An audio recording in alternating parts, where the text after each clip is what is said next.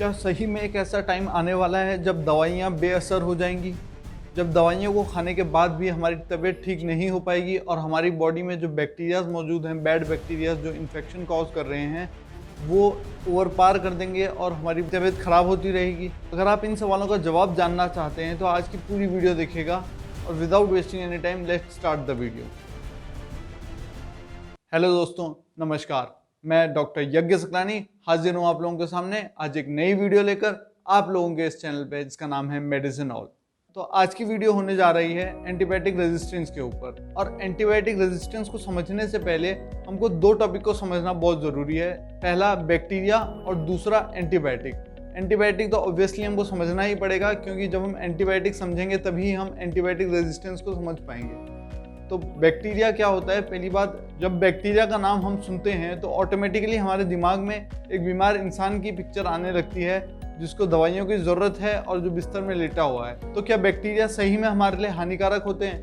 तो बैक्टीरियाज होते क्या हैं? बैक्टीरियाज एक सिंगल सेल्ड माइक्रो ऑर्गेनिज्म होते हैं। सिंगल सेल्ड यानी जैसे हम देखें इंसान को, तो हमारी बॉडी काफ़ी टाइप के सेल्स से मिलकर बनी है। ट्रिलियन सेल हैं हमारी बॉडी में। तो वैसे ही बैक्टीरिया जो होता है उसमें एक सेल होता है और वो एक सेल ही पूरा ऑर्गेनिज्म होता है। मतलब अब दो टाइप ऑफ बैक्टीरियाज होते हैं, एक होते हैं गुड बैक्टीरियाज और एक होते हैं बैड बैक्टीरियाज। हमारी बॉडी में लाखों करोड़ों टाइप के बैक्टीरियाज ऑलरेडी मौजूद हैं, जो कि हमारे बॉडी को हेल्दी रखने में मदद कर रहे हैं, जो जिनका ना होने पे हम बीमार पड़ जाएंगे। जैसे कि मैं एग्जांपल दूं तो एक बैक्टीरिया होता है ई कोलाई। ये हमारी इंटेस्टाइन में प्रेजेंट होता है और ये फूड के डाइजेशन में मदद करता है। एक बैक्टीरिया होता है लैक्टोबैसिलस एसिडोफिलस। ये हमारे मुंह में पाया जाता है, हमारी माउथ की ओरल हाइजीन को मेंटेन रखता है। विमेन के केस में ये वजाइना में पाया जाता है, जहां ये वजाइनल फ्लूइड्स की पीएच को मेंटेन रखता है और बाकी बैड बैक्टीरियाज की ग्रोथ को प्रिवेंट करता है और हमको इन्फेक्शन होने से रोकता है। अब बात करते हैं एंटीबायोटिक्स की। एंटीबायोटिक्स क्या होती है? एंटीबायोटिक्स एक ऐसा सब्सटेंस है, एक ऐसी मेडिसिन है जो कि बैक्टीरियाज की ग्रोथ को कम करता है या बैक्टीरिया को मारता है। अब मैंने यहाँ पे गुड बैक्टीरिया या बैड बैक्टीरिया नहीं बोला। क्यों? क्योंकि ये सिर्फ बैक्टीरिया पे काम करता है। तभी आपने सुना होगा कि कई लोग बोलते हैं कि एंटीबायोटिक खा के हमको दस्त लग गए या एंटीबायोटिक खा के हमको कब्ज हो गई।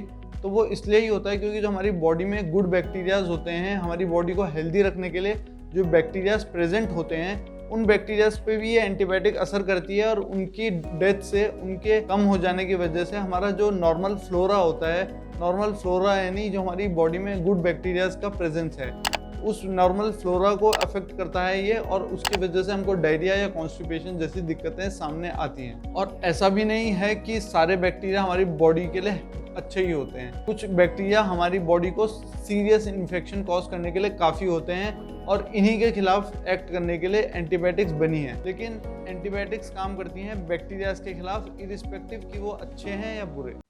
तो अब बात करते हैं हम एंटीबायोटिक रेजिस्टेंस क्या होता है। एंटीबायोटिक रेजिस्टेंस होता है कि आप दवाई खा रहे हैं, आप एंटीबायोटिक्स ले रहे हैं, लेकिन उसके बाद भी आपकी तबीयत ठीक नहीं हो पा रही। एंटीबायोटिक्स बैक्टीरिया को किल करने में असफल हो रही है, तो इस कंडीशन को बोला जाता है एंटीबायोटिक रेजिस्टेंस। इसको अगर हम आसान भाषा में समझें तो हमारी बॉडी के लिए बैक्टीरियाज हार्मफुल होते हैं और जो दवाइयां हैं एंटीबायोटिक्स, वो हमारे लिए यूजफुल होती हैं। वैसे ही बैक्टीरियाज के लिए एंटीबायोटिक हार्मफुल होती हैं।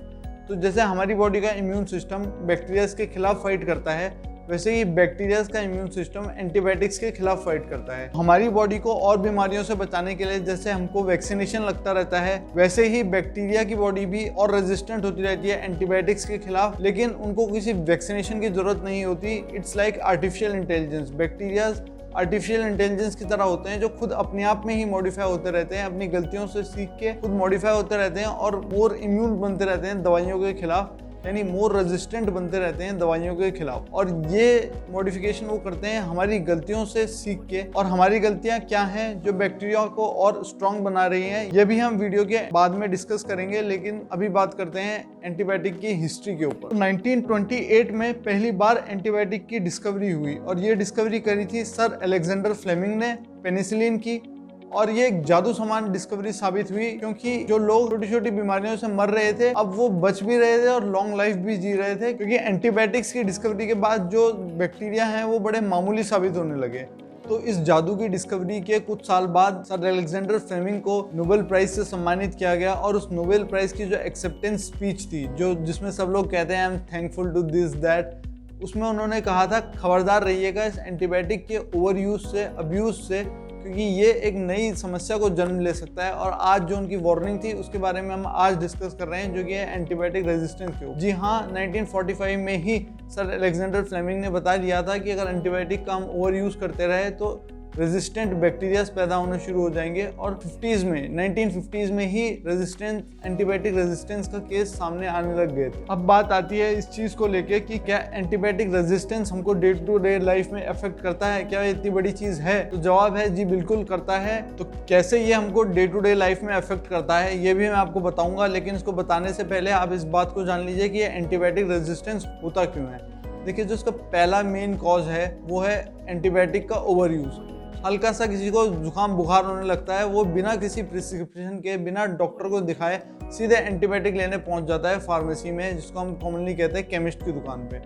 और जो फार्मेसी का ओनर होता है वो भी आसानी से दवाई दे देता है, लेकिन ये एंटीबायोटिक रेजिस्टेंस बहुत बड़ी दिक्कत बनते जा रही है और हमको एंटीबायोटिक के ऐसे अब्यूज़ को रोकने की बहुत ज़रूरत है। और कई जगह ये हो चुका है, इंडिया में भी ये हो रहा है कि एंटीबायोटिक का इस्तेमाल सिर्फ तभी आपको एंटीबायोटिक कोई देगा जब आप पे प्रिस्क्रिप्शन होगा इसका, लेकिन कई जगहों पे अभी भी एंटीबायोटिक खुलेआम मिल रही है। और अगर आप एंटीबायोटिक्स का ओवर यूज़ नहीं करते, मिसयूज़ नहीं करते, लेकिन आपके जानने में कोई करता है, तो क्या आपको डरने की बात इससे है? जी बिल्कुल डरने की बात है, क्योंकि अगर एंटीबायोटिक रेजिस्टेंट बैक्टीरिया पैदा हो गया तो वो पूरी मल्टीप्लाई होकर किसी को भी इन्फेक्ट कर सकता है और कर रहा है, और ये वर्ल्ड के लिए एक बहुत बड़ी प्रॉब्लम बन चुकी है आज के दिन। तो अगर आप किसी ऐसे आदमी को जानते हैं, अगर आप किसी ऐसे पर्सन को जानते हैं जो एंटीबायोटिक फालतू में ले रहा है या बिना प्रिस्क्रिप्शन के एंटीबायोटिक ले रहा है, बिना ज़रूरत के एंटीबायोटिक ले रहा है, तो आप उसको समझाइए कि कितना डेंजरस हो सकता है एंटीबायोटिक रेजिस्टेंस। उसको काउंसिल कीजिए कि वो डॉक्टर के पास जाए और ढंग से सलाह से प्रॉपर डोज में प्रॉपर ड्यूरेशन तक एंटीबायोटिक ले। अब जो ये डोज और ड्यूरेशन मैंने बोला, इसी से निकल के आता है हमारा सेकंड पॉइंट कि क्यों एंटीबायोटिक रेजिस्टेंस हो रहा है। वो सेकंड पॉइंट इस बात पे आधारित है कि जो डोज होती है या ड्यूरेशन होती है दवाई का, एक कोर्स होता है एंटीबायोटिक का, वो कोर्स पूरा करना पड़ता है। अगर हमने उस कोर्स को आधे में ही छोड़ दिया तो बैक्टीरिया कम तो हो जाएंगे लेकिन ख़त्म नहीं होंगे, और ख़त्म नहीं होंगे से क्या होता है, जो बचे हुए बैक्टीरियाज हैं वो आपको रेजिस्टेंस एक्वायर कर लेते हैं, और वो रेजिस्टेंस अगर एक्वायर कर लेंगे तो अगली बार जो एंटीबायोटिक आप पे काम करी थी वो नहीं कर पाएगी। तो आपने इसीलिए इस बात को देखा होगा कि कई बार आप बोलते हैं कि यार इतनी mg की दवाई मुझ पर काम नहीं कर रही है, मुझे इससे हायर डोज चाहिए। तो वो इसलिए ही होता है क्योंकि एंटीबायोटिक रेजिस्टेंस हो जाती है, और कई बार तो स्ट्रॉन्गर एंटीबायोटिक भी आपको लेनी पड़ती है ताकि बैक्टीरिया का इन्फेक्शन कम हो सके। मेजरली ये होता है कि जब पेशेंट को सिम्टम आने बंद हो जाते हैं तो उसको लगता है कि यार वो ठीक हो गया, दिक्कत खत्म हो गई, लेकिन ये सिर्फ टिप ऑफ आइसबर्ग है। जैसे आइसबर्ग होता है ना, वो 1/3 दिखता है और 2/3 पानी के नीचे रहता है, तो हमको लगता है 1/3 वो टिप गायब कर दी तो पूरा आइसबर्ग खत्म हो गया, लेकिन असली दिक्कत वो पानी के नीचे छुपी हुई है। तो आप उसको जब तक गायब नहीं करेंगे तब तक जो बचे हुए बैक्टीरिया हैं वो एंटीबायोटिक रेजिस्टेंस डेवलप कर लेंगे, और अगली बार आपको या तो हायर डोज की एंटीबायोटिक लेनी पड़ेगी या उससे स्ट्रॉन्ग एंटीबायोटिक लेनी पड़ेगी ताकि आप इन्फेक्शन से मुक्त हो पाए। और एक और जो खतरनाक बात ये बैक्टीरियाज में होती है कि अगर जैसे मान लीजिए आपकी बॉडी में आप 10 बैक्टीरिया बच गए और 10 में से 5 बैक्टीरिया में एंटीबायोटिक रेजिस्टेंस आ गई, तो वो जो बचे हुए 5 बैक्टीरियाज हैं जिन पे एंटीबायोटिक रेजिस्टेंस नहीं आई है, ये ट्रांसफर हो जाती है उन बैक्टीरिया से जिन पे है एंटीबायोटिक रेजिस्टेंस। तो एंटीबायोटिक रेजिस्टेंस वाले बैक्टीरियाज नॉन रेजिस्टेंट बैक्टीरियाज को अपना जीन ट्रांसफर कर देते हैं, जिससे उनमें भी एंटीबायोटिक रेजिस्टेंस आ जाती है, और फिर ये बैक्टीरिया किसी नॉर्मल पर्सन में ट्रांसमिट होके उसमें रेजिस्टेंट डिजीज कॉज करते हैं, जिसके खिलाफ हमको हायर एंटीबायोटिक्स लेनी पड़ती है, तभी वो ठीक होता है, नॉर्मल एंटीबायोटिक्स काम नहीं करती। और कोविड की पैंडेमिक के टाइम पे मेडिकल से रिलेटेड किसी टॉपिक की बात हो रही हो और उसमें कोविड का जिक्र ना आए तो वो अधूरी सी लगती है वो बात। तो मैं आपको बताता हूँ कैसे कोविड के टाइम में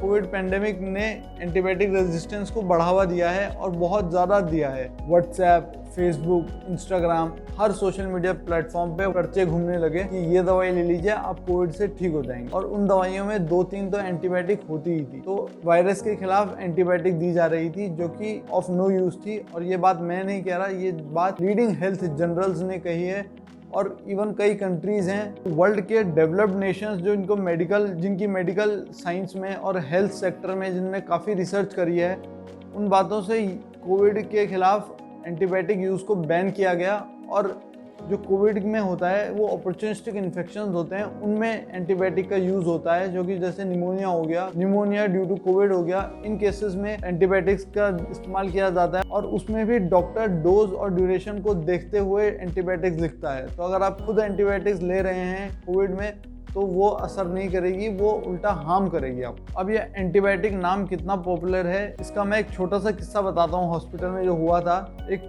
पेशेंट था तो उसका जो अटेंडेंट था उसने हमसे कहा कि इनको बहुत खुजली हो रही है और कोई एंटीबायोटिक दे दीजिए। तो इतना कॉमन एंटीबायोटिक का नाम है कि खुजली हो, जुकाम हो, बुखार हो, सब में एंटीबायोटिक दे दो बस। जुकाम भी जो होता है जो कि वायरल होता है, बुखार होता है जो राइनो वायरस से कॉज होता है, उसके खिलाफ भी एंटीबायोटिक का कोई इस्तेमाल नहीं है। एक और एग्जाम्पल मैं आपको एंटीबायोटिक रेजिस्टेंस का देता हूँ, और वो है एक कॉमन बीमारी का जिसका नाम आपने सुना होगा, जिसको कॉमनली बोलते हैं टीबी, ट्यूबरक्लोसिस, जो कि होता है एक बैक्टीरिया से जिसका नाम है मायोबैक्टीरियम ट्यूबरक्लोसिस।